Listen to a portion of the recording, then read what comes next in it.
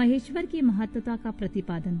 वायु देवता कहते हैं, महर्षियों, इस विश्व का निर्माण करने वाला कोई पति है जो अनंत रमणीय गुणों का आश्रय कहा गया है। वही पशुओं को पाश से मुक्त कराने वाला है।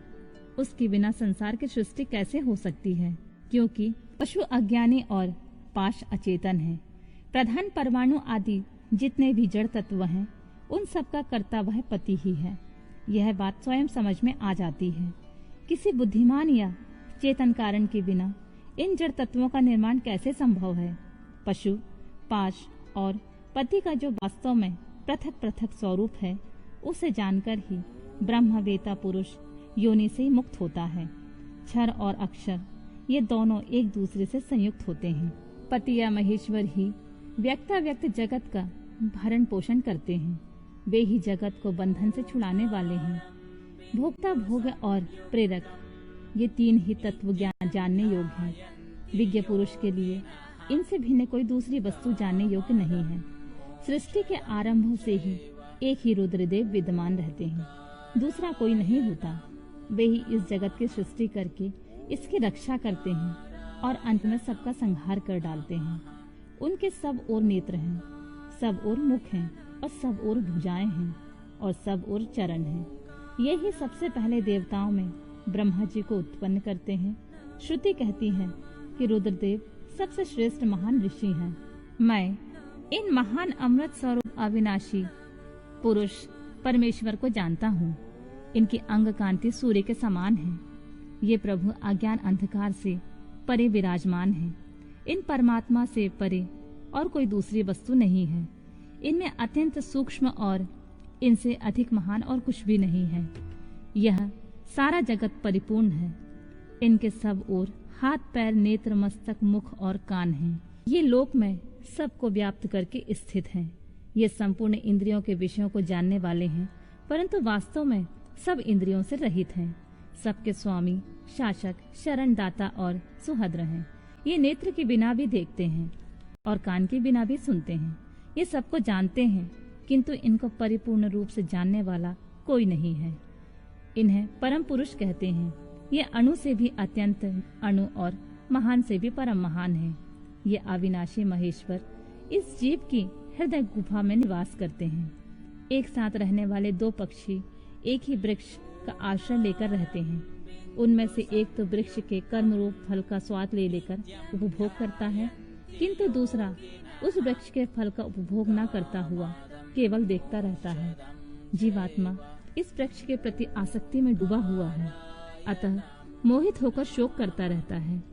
जब वह कभी भक्त कृपा से भक्त सेवित परम कारण रूप परमेश्वर का और उनकी महिमा का साक्षात्कार कर लेता है, तब शोक रहित हो सुखी हो जाता है।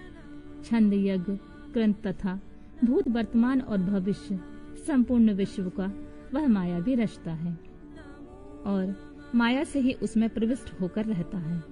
प्रकृति को ही माया समझना चाहिए और महेश्वर ही वह माया भी है। ये विश्वकर्मा महेश्वर ही परम देवता परमात्मा है, जो सबके हृदय में विराजमान है। उन्हें जानकर ही पुरुष परमानंदमय अमृत का अनुभव करता है। ब्रह्मा से भी श्रेष्ठ असीम एवं अविनाशी परमात्मा में विद्या और अविद्या दोनों गुण भाव से स्थित हैं। विनयशील जड़ वर्ग को ही यहाँ अविद्या कहा गया है और अविनाशी जीव को विद्या नाम दिया गया है। जो उन दोनों विद्या और अविद्या पर शासन करते हैं, वे महेश्वर उनसे सर्वथा भिन्न विलक्षण हैं। ये प्रतापी महेश्वर इस जगत में समष्टि भूत और इंद्रिय वर्ग रूप एक एक जाल को अनेक प्रकार से रचकर इसका विस्तार करते हैं। फिर अंत में संहार करके सबको अनेक प्रकार से एक में परिणत कर देते हैं तथा पुनः सृष्टि काल में सबकी पूर्ववत रचना करके सब पर आधिपत्य करते हैं। जैसे सूर्य अकेला ही ऊपर नीचे तथा अगल बगल की दिशाओं को प्रकाशित करता हुआ स्वयं भी दीदीप्यमान होता है, उसी प्रकार ये भजनीय परमेश्वर अकेले ही समस्त कारण रूप पृथ्वी आदि तत्वों का नियमन करते हैं।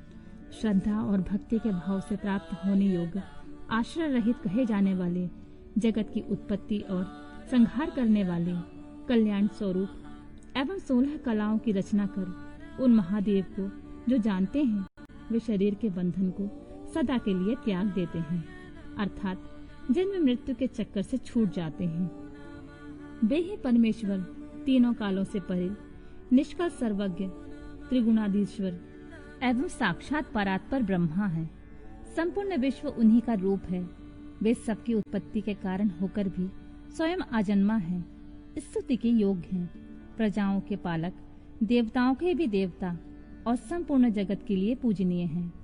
अपने हृदय में विराजमान उन परमेश्वर की हम उपासना करते हैं, जो काल आदि से परे, जिनमें यह समस्त प्रपंच प्रकट होता है, जो धर्म के पालक, पाप के नाशक, भोगों के स्वामी तथा संपूर्ण विश्व के धाम हैं, जो ईश्वरों के भी परम महेश्वर, देवताओं के भी परम देवता तथा पतियों के भी परम पति, उन भुवनेश्वर के भी ईश्वर महादेव को हम सब परे जानते हैं।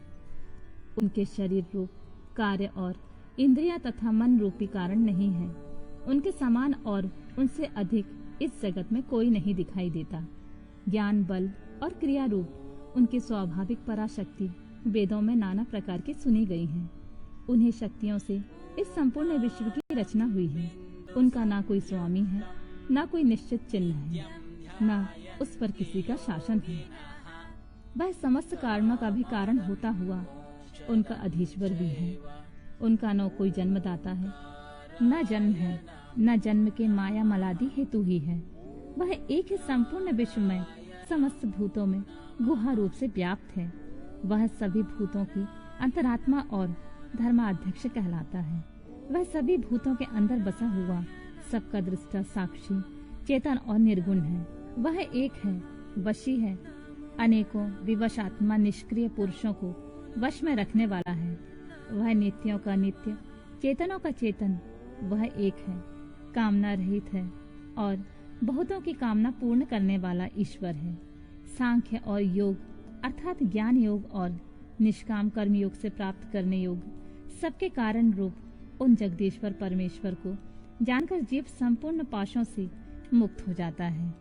वे संपूर्ण विश्व के दृष्टा, सर्वज्ञ, स्वयं ही अपने प्राकट्य के हेतु ज्ञान स्वरूप, काल के भी दृष्टा, संपूर्ण दिव्य गुणों से संपन्न, प्रकृति और जीवात्मा के स्वामी, समस्त गुणों के शासक तथा संसार बंधन से छुड़ाने वाले हैं।